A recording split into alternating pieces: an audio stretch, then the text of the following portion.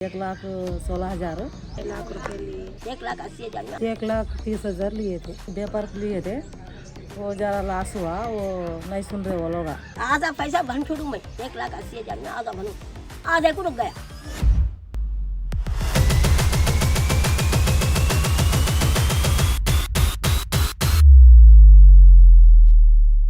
दोस्तों आज हम बात करने वाले हैं एक ऐसे सिस्टम की जो गरीबों के लिए तो तैयार किया गया था, लेकिन आज वही सिस्टम उन्हें और ज्यादा परेशान कर रहा है। हम बात कर रहे हैं माइक्रो फाइनेंस लोन की। रायचूर में हमने कुछ औरतों से मुलाकात की जो छोटी दुकान खोलने के लिए या सिलाई मशीन लेने के लिए लोन लिया था, लेकिन आज वही लोन उनकी जिंदगी का सबसे बड़ा बोझ बन चुका है। इन औरतों ने हमसे बात करते हुए बताया कि जितना भी लोन इन्होंने लिया था उसका 60% तक चुका दिए हैं। अब इनके पास बाकी पैसा चुकाने के लिए पैसा नहीं है, क्योंकि जिस बिजनेस के लिए इन्होंने लोन लिया था वो बिजनेस अब फेल हो चुका है और अब इनके पास कोई पैसा नहीं बचा। और रिकवरी एजेंट्स हर रोज इनके घर पर आते हैं, खटखटाते हैं, चिल्लाते हैं, सबके सामने जलील करते हैं। दोस्तों इस माइक्रो लोन में एक औरत की भी EMI मिस हो जाए तो पूरे ग्रुप को सजा मिलती है, और यही माइक्रो फाइनेंस का असली चेहरा है। माइक्रो फाइनेंस का मतलब होता है गरीब लोगों को बिना जमानत की छोटी रकम का लोन देना, जैसे 10 से लेकर 50,000 तक। ये सिस्टम बांग्लादेश के मोहम्मद यूनुस ने सन 1970 में शुरू किया था, जिसके बाद इनको नोबेल प्राइज भी मिला। और यही सिस्टम हिंदुस्तान में 1990 के बाद आया और सन 2000 के बाद बड़ी तेजी से फैला। और आज की तारीख में इस माइक्रो फाइनेंस की पूरी मार्केट लगभग 3.5 लाख करोड़ से भी ज्यादा की है। और इस मार्केट के कुछ बड़े प्लेयर्स हैं, जैसे कि भारत फाइनेंशियल, जो कि पहले SKS नाम से जाना जाता था। इसके अलावा उज्जीवन, जनलक्ष्मी और स्पंदना। दोस्तों इंडिया में माइक्रो लोन लेने वालों में 87% औरतें शामिल हैं, खासकर गरीब और पिछड़े तबके की। और रायचूर जैसे इलाकों में ज्यादातर मुस्लिम कम्युनिटी की औरतें शामिल हैं। अब सोचिए एक ऐसा मजहब जहां पर सूद यानी इंटरेस्ट लेना हराम है, वहां पर लोग मजबूरी में इंटरेस्ट पे लोन ले रहे हैं। खैर अब देखते हैं कि ये लोन कैसे मिलता है। सबसे पहले 5 से लेकर 10 औरतें मिलकर एक ग्रुप बनाती हैं। उसके बाद एक एजेंट आता है जो 2-3 डॉक्यूमेंट्स चेक करता है, वेरीफाई करता है और KYC बनाता है। इसके बाद 10 से लेकर 50,000 का लोन मिल जाता है। जैसे ही पैसा हाथ में मिल जाता है उसके अगले महीने या अगले हफ्ते ही EMI शुरू होती है। और अगर एक औरत अपनी एक भी EMI मिस करे तो उसकी EMI चुकाने की जिम्मेदारी पूरे ग्रुप पर आ जाती है। यानी कोई भी अपनी एक भी EMI मिस करे तो उसका पैसा भरने की पूरी जिम्मेदारी इस पूरे ग्रुप पर आ गिरती है। दोस्तों ये लोन सुनने में छोटा लगता है, लेकिन इसका इंटरेस्ट रेट बहुत ज्यादा है, लगभग 24 से लेकर 36% तक। 10,000 का लोन अगर आप लेते हैं तो 13 से लेकर 14,000 रूपए वापस भरने पड़ते हैं, जो कि किसी भी बैंक से ज्यादा महंगा है। लेकिन इस माइक्रो लोन की खास बात यही है कि यहाँ पर ज्यादा डॉक्यूमेंट्स या वेरिफिकेशन नहीं होती और पैसा जल्द से जल्द हाथ में मिल जाता है। और जब पैसा नहीं होता और अगर एक भी EMI छूट जाती है तो रिकवरी एजेंट्स घर आते हैं, चिल्लाते हैं,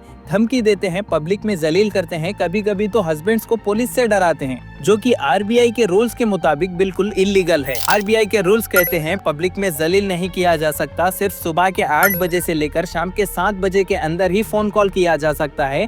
और हर कस्टमर को इज्जत के साथ बात करना जरूरी है और हर रिकवरी एजेंट और एजेंट को ID कार्ड पहनना जरूरी है। लेकिन अफसोस के ग्राउंड लेवल पर कोई भी रूल फॉलो नहीं करता, क्योंकि इनको कोई पूछने वाला ही नहीं है। दोस्तों इस पूरे सिस्टम की सबसे अजीब बात यह है कि जब एक औरत अपनी EMI नहीं दे पाती तो बाकी ग्रुप उसकी EMI भरती है। अब सवाल उठता है, अगर सब मिलकर उसकी EMI भर सकते हैं तो क्या सब मिलकर उसकी असली में मदद नहीं कर सकते? मतलब कि एक महीने के लिए अगर उस औरत की असलियत में हेल्प कर दें जो कि EMI नहीं भर सकती, जैसे राशन या पैसा या काम देकर, तो लोन डिफॉल्ट होने से बचा जा सकता है, जो कि सिर्फ फाइनेंशियल नहीं बल्कि एक सोशल सपोर्ट भी बन सकता है अगर बाकी के लोग चाहे तो। इसके अलावा एक और अहम सवाल ये कि क्या इस लोन से किसी का फायदा नहीं हुआ है? तो ऐसा बिल्कुल नहीं है, क्योंकि कुछ लोग ऐसे भी हैं जिनको इसका फायदा हासिल हुआ है। इस सिस्टम में कुछ औरतों ने सिलाई सेंटर, किराना दुकान या गाय पालकर अच्छा बिजनेस किया, लेकिन ज्यादातर केसेस में बिजनेस नहीं चला। जब बिजनेस नहीं चला तो एक लोन चुकाने के लिए दूसरा लोन लिया गया, फिर पूरी जिंदगी कर्ज और टेंशन में चली गई। 2009 में आंध्र प्रदेश में एक बड़ा दर्दनाक वाकया पेश आया, जहां पर 70 लोगों ने माइक्रो लोन के प्रेशर में आकर खुदकुशी कर ली। दोस्तों अगर आप या आपका कोई भी रिश्तेदार इस जाल में फंस गया है तो उनके लिए कुछ स्टेप्स हैं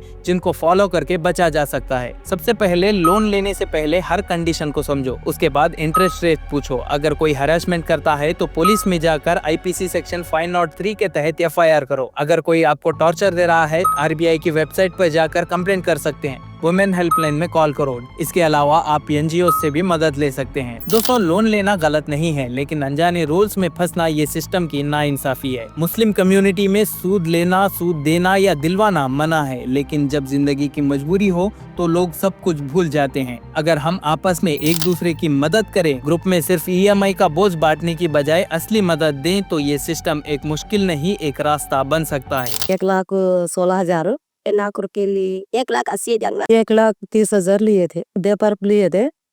वो जरा लॉस हुआ, वो नहीं सुन रहे वो लोग। आधा पैसा भन छोड़ू मैं 1,80,000 में आधा भनू, आधे को रुक गया। आधे पैसे बंधे सोए हैं, अभी आधे बनना है। ठहर रहने आको घर को बंदो बंदो घर को फिर रहे 2 साल भी हुआ, वो पिटिया भी आधा आधा 10-10 की 5-5 की बनने का है।